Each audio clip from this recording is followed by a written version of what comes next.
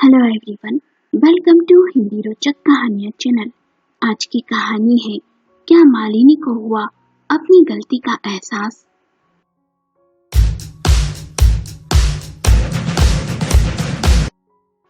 सुबह सुबह मयंक ऑफिस जाने को तैयार हुआ।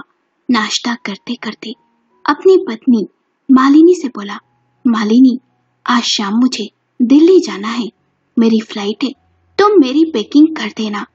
ये सुन मालिनी ने कहा, शाम को जाना है और अब तो मुझे बता रहे हो, कल रात को क्यों नहीं कहा? उसे मयंक पर बेहद ही गुस्सा आ रहा था। मयंक ने कहा, अरे ऐसी भी कौन सी बात हो गई, मेरा बिजनेस है ही कुछ ऐसा, कहीं ना कहीं आना जाना लगा ही रहता है। मालिनी ने पूछा, कितने दिन में लौटोगे? अकेले रहने के बारे में सोच मालिनी थोड़ी सी उदास सी हो गई। मयंक ने कहा, यही कोई 7-8 दिन तो लग ही जाएंगे। ऐसा करना, तुम अपने मायके चली जाना, नहीं तो काम वाली पूजा को कह देना वो रात यहीं रुक जाए, जिससे तुम्हारा मन लगा रहेगा। कहकर मयंक ऑफिस चला गया। मालिनी दरवाजा बंद कर पलंग पर आकर बैठ गई। उसका मन रो पड़ा। अपने बिजनेस में डूबे मयंक के पास 2 पल का भी समय नहीं था। वो अपनी पत्नी के पास बैठे उसे समय दे। उसे अकेलापन बहुत खलता था। शादी के 3 साल बाद भी उसके जीवन में कोई रोमांस या रोमांच नहीं था, ना ही कोई मधुर यादें थी। शाम को मयंक ऑफिस से घर आया, कुछ देर आराम कर दिल्ली के लिए निकल पड़ा।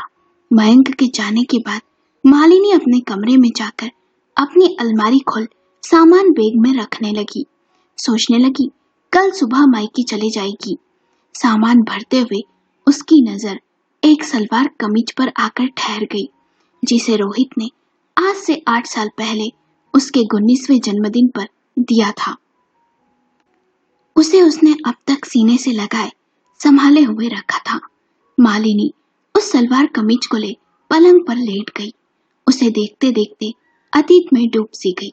मालिनी की खास सहेली गरिमा ने एक दिन उससे कहा, जानती है, मेरे भैया मुंबई से अपनी पढ़ाई पूरी कर वापस जयपुर आ रहे हैं। मेरे भैया को भी तुम्हारी तरह पेंटिंग में बेहद ही रुचि है।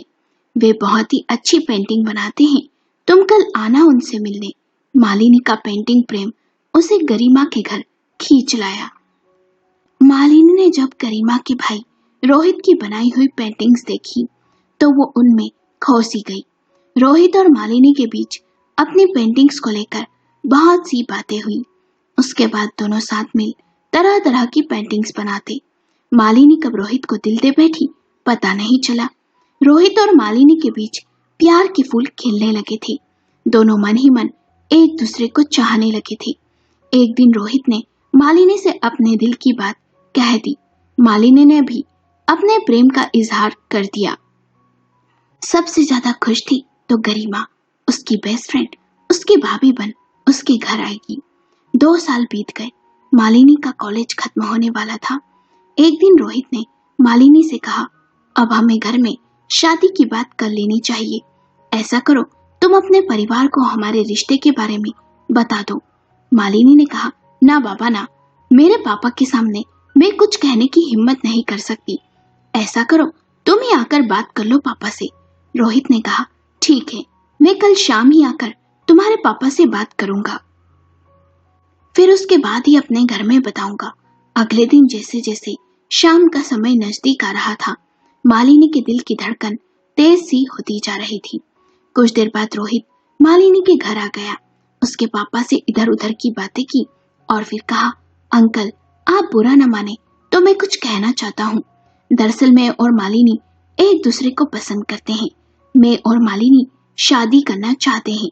ये सुन मालिनी के पिता हैरान से रोहित को देखने लगे और कठोर शब्दों में बोले, तुम दोनों अभी ना समझो, ये सब बातें बड़े करते हैं, बच्चे नहीं। तुम अपने माता पिता को भेजना इस विषय में बात करने के लिए। जब रोहित ने अपने माता पिता को इस बारे में बताया तो उन्हें कोई ऐतराज नहीं था। वे भी मालिनी जैसी अच्छी और गुणी लड़की को अपनी बहू बनाने को तैयार थे। रोहित के माता पिता ने मालिनी के परिवार से बातचीत की। मालिनी के पिता कुंडली मिलाने में बहुत विश्वास रखते थे।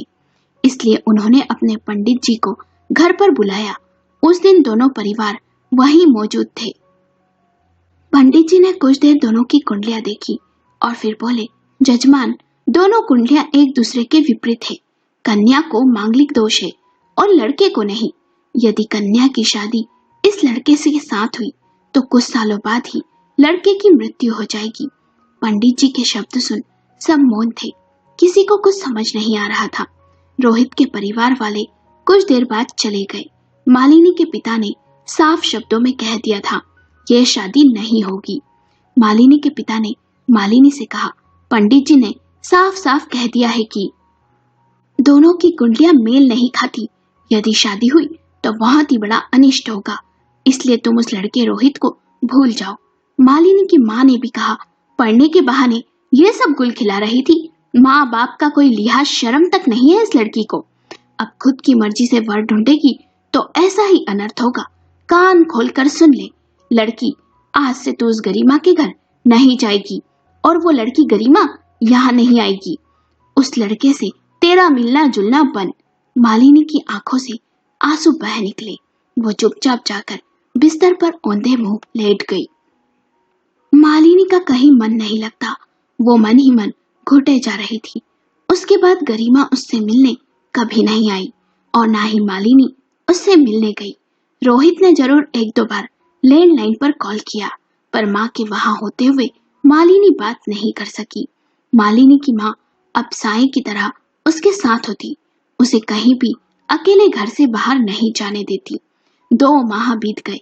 क्या करे उसे कुछ समझ नहीं आ रहा था। इस बीच रोहित की नई नौकरी कलकत्ता में लग गई और वो वहां चला गया। मालिनी का मन पंडित जी की बातें मानने को नहीं कर रहा था। उसे इन सब में विश्वास नहीं था, पर अगले ही पल सोचती, कहीं ये सब सच हो गया तो रोहित, उसकी जान, वो सोचकर रो पड़ती। उधर रोहित से सदा के लिए बिछोड़ने के बारे में सोच सोचकर उसका दिल बैठा जा रहा था। एक दिन मालिनी के लैंडलाइन पर गरिमा का कॉल आया। गरिमा ने अपनी किसी सहेली से कॉल करवाया था। उस सहेली के बात करने के बाद गरिमा ने फोन ले लिया। मालिनी को गरिमा की आवाज सुन हैरानी हुई। गरिमा ने मालिनी से कहा, मुझे तुझसे मिलना है, बस तू कोई ना कोई बहाना बनाकर शाम को गार्डन में आ जाना प्लीज। मालिनी ने माँ से झूठ कहा उसे किसी सहेली के जन्मदिन में जाना है और जिद करने लगी, माँ प्लीज जाने दो। 2 महीने से इस माहौल में मेरा दम घुटने लगा है। जैसे तैसे मालिनी की माँ मान गई, पर उसके साथ उसके चाचा की लड़की को भी भेजा। मालिनी ने अपने चाचा की लड़की को सब सच बता दिया कि वे गरिमा से मिलने जा रहे हैं। उसने भी कहा वो किसी से कुछ नहीं कहेगी। मालिनी और उसके चाचा की लड़की दोनों गार्डन में पहुंच गए। गरिमा वहां पहले से उनका इंतजार कर रही थी। मालिनी गरिमा के पास बेंच पर बैठ गई कि तभी गरिमा उठ खड़ी हो गई और रोहित आकर बैठ गया। मालिनी ने नजर उठाकर देखा तो रोहित को देखती ही रह गई। उसकी आंखें भर आई। गरिमा और मालिनी की चाचा की लड़की कुछ दूर जाकर बैठ गए। रोहित और मालिनी अब अकेले थे। रोहित ने धीमे से पूछा, कैसी हो? मालिनी ने कुछ नहीं कहा। रोहित ने कहा, जो हाल तुम्हारा मेरे बिना है वो ही मेरा तुम्हारे बिना है। देखो मालिनी, मैं इन सब बातों में विश्वास नहीं करता। मैं चाहता हूँ तुम भी नहीं करो। हम दोनों भागकर शादी कर लेते हैं। देखना, शादी के बाद सब ठीक ही होगा। मालिनी कुछ देर मौन रही। फिर रोहित ने पूछा, कहो क्या सोचा तुमने? मालिनी ने कहा, मैं तुम्हारा बुरा नहीं चाहती। पंडित जी की बात पर मुझे भी विश्वास नहीं, पर यदि वो सब सच हुआ तो मैं नहीं, ये मुझसे नहीं होगा। इससे अच्छा है तुम और मैं दोनों एक दूसरे से दूर हो जाएं। तुम्हें कुछ हो गया तो मैं जी नहीं पाऊंगी। और मालिनी रोने लगी। रोहित ने पूछा, मतलब अब हमारे बीच सब खत्म? मालिनी ने कहा, मैं मजबूर हूँ। ये सुन रोहित ने नम आंखों के साथ कहा, सिर्फ यादों के सहारे हम पूरा जीवन नहीं काट सकते हैं। ये तुम भी जानती हो। किसी और से शादी कर खुश रहना, काश हम एक हो पाते, पर तुम। कहते हुए रोहित का गला रुंध सा गया और वो उठकर वहां से चला गया। मालिनी को गरिमा ने भी बहुत समझाया, पर मालिनी नहीं मानी। गरिमा भी घर चली गई। मालिनी बहुत देर तक वहीं बैठ आंसू बहाती रही। समय बीता पर घाव नहीं भरे। मालिनी एक कॉलेज में नौकरी करने लगी। गरिमा का परिवार शहर छोड़ कलकत्ता चला गया। उसके बाद ना तो कभी गरिमा से मिली और ना ही रोहित से। मालिनी ने अपने आप को व्यस्त कर लिया था, पर रात होते ही वो उदासी के सागर में डूब सी जाती। 1.5 साल बीत गया। एक दिन गरिमा का कॉल मालिनी के पास आया। गरिमा की आवाज सुन उसे हैरानी हुई। उसने कहा, मेरे भैया की शादी है। इतने साल हो गए, भैया तुम्हें अब तक नहीं भूले। वो मन ही मन घुट रहे थे। बड़ी ही मुश्किल से उन्हें शादी के लिए राजी किया है। तुम अपनी जिद पर अड़ी हुई हो, कब तक वे इंतजार करें? कहकर गरिमा ने फोन रख दिया। मालिनी की आंखों से आंसू बह निकले। सोचने लगी, क्या उसका रोहित पराया हो गया? क्यों कर रहा है वो शादी? अगले ही पल सोचने लगी, तो क्या सारा जीवन कुंवारा ही उसके गम में बैठा रहे? ठीक ही तो किया है उसने। रोहित की शादी के बारे में सोच मालिनी का दिल बैठा जा रहा था। मन ही मन बोली, तुमने मुझे भुला दिया और किसी और का हाथ थाम लिया। देखना, तुम खुश नहीं रह पाओगे। एक दिन मैं भी तुम्हें अपनी शादी का कार्ड भेजूंगी। तुमसे स्मार्ट और अच्छे लड़के से शादी करके दिखाऊंगी। मालिनी इस सदमे से उबर नहीं पा रही थी। उसके पिता ने उसके लिए कई लड़के देखे, पर उन सब में कहीं न कहीं वो रोहित को ही या उससे बेहतर खोज रही थी। उसने सबको इनकार कर दिया। 2 साल बीत गए। मालिनी की शादी की उम्र निकलती जा रही थी। उसके माता पिता ने उसे बहुत समझाया और आखिर में मालिनी ने भी महसूस किया कि उसे अब किसी साथी की जरूरत है। उसके पिता ने उसकी शादी बिजनेसमैन मयंक से तय कर दी। मयंक ना तो स्मार्ट था और ना ही रोहित जितना पढ़ा लिखा था। उसका अपना बिजनेस था और उम्र में भी 10 साल मालिनी से बड़ा था। अपने मन की इच्छाओं को मारकर मालिनी ने मयंक का हाथ थाम लिया। मयंक के पास उसके लिए ज्यादा समय ही नहीं होता था। मालिनी भी मयंक के करीब जाने की कोशिश नहीं करती। जब भी मयंक उसे अपने साथ किसी पार्टी में जाने को कहता तो इनकार कर देती। मालिनी को पेंटिंग में बहुत रुचि थी। वो सारा दिन कुछ न कुछ बनाती रहती और अपने कॉलेज में ही खुद को व्यस्त रखती। देखते देखते शादी के 3 साल बीत गए। ना तो जीवन में कोई रोमांस था और ना ही कोई रोमांच। अब मालिनी को भी दुख होने लगा था, पर मयंक से वो कुछ नहीं कहती और मयंक भी उससे कुछ नहीं कहता। मयंक का ये व्यवहार मालिनी को खलने लगा था। कैसा पति है जिसमें उसके लिए कोई भावना ही नहीं, ना ही प्यार है। वो जीते जी पत्थर सी बनकर रह गई थी। कब रात से सुबह हो गई, अतीत में डूबी मालिनी को पता नहीं चला। मालिनी वर्तमान में लौट आई। तैयार हो मायके के लिए निकल गई। मायके पहुंच बहुत ही अच्छा लगा। सोचा क्यों ना मार्केट जाकर कुछ खरीदारी कर ली जाए, माँ पिताजी सबके लिए। तभी अचानक से मार्केट में उसकी मुलाकात गरिमा से हो गई। दोनों ने एक दूसरे को देख सीने से लगा लिया।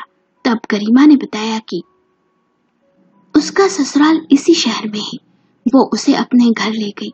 दोनों कमरे में बैठ बातें करने लगी। गरिमा शादी के बाद बहुत ही खुश थी। गरिमा उसे अपने और अपने पति के बारे में बताने लगी। गरिमा ने मालिनी से उसकी शादीशुदा जिंदगी के बारे में पूछा तो मालिनी टूट सी गई और बोली, मैं सारा जीवन भटकती ही रही, पर मुझे प्यार नहीं मिला। कोई मेरा अपना बनकर रहा भी तो नहीं। मेरे चारों तरफ बस एक उदासी, तनाव और उलझने ही हैं। गरिमा ने उसके आंसू पोंछते हुए कहा, इन सब की वजह तुम हो मालिनी। मेरे भैया तो तुमसे शादी करना चाहते थे, पर तुम ही नहीं मानी। देखो, मेरी शादी, भैया की शादी कोई पंडित जी से पत्रिका मिलाकर नहीं हुई, पर फिर भी हम दोनों अपने शादीशुदा जीवन में बेहद ही खुश हैं। और तुम्हारे मन की इसी गांठ ने मयंक के साथ तुम्हें सुखी और आनंदमय जीवन जीने से तुम्हें रोक रखा है। अच्छा सोचो, क्या कमी है मयंक में? वो व्यस्त रहता है, पर क्या कभी तुमने उसके करीब जाने की कोशिश की? उससे बात करने की कोशिश की? तुम उसे बदल भी सकती हो। अपने परिवार को आगे बढ़ाने का सोचा तुमने? नहीं ना। क्या तुमने तुम्हारे पति के साथ न्याय किया? क्या कभी तुमने उसके बिजनेस में रुचि दिखाई? नहीं ना। तो फिर क्यों तुम मयंक से अपेक्षाएं लगा रही हो? पहल तुम्हें ही करना पड़ेगी।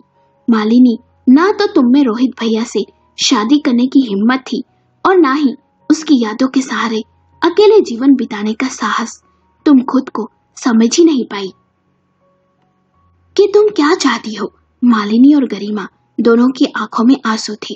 कुछ देर बाद मालिनी ने कहा, अच्छा देर हो रही है, चलती हूँ। जाते जाते गरिमा ने कहा, मयंक के साथ खुशी खुशी जीवन व्यतीत करो। आज मालिनी अपने आप को बहुत ही हल्का महसूस कर रही थी। मन ही मन सोचा, गरिमा ने सही कहा, काश उस समय कमजोर ना पड़ी होती मैं और पंडित जी की बातों में ना आती तो आज रोहित मेरे साथ होता। पर ना तो मैं रोहित को भूल पाई और ना ही अपना पाई। इसी वजह से मयंक को कभी मैंने अपने करीब नहीं आने दिया और ना ही कभी उसके करीब जाने की कोशिश की। व्यर्थ ही मयंक से अपेक्षाएं की। गलती मेरी है।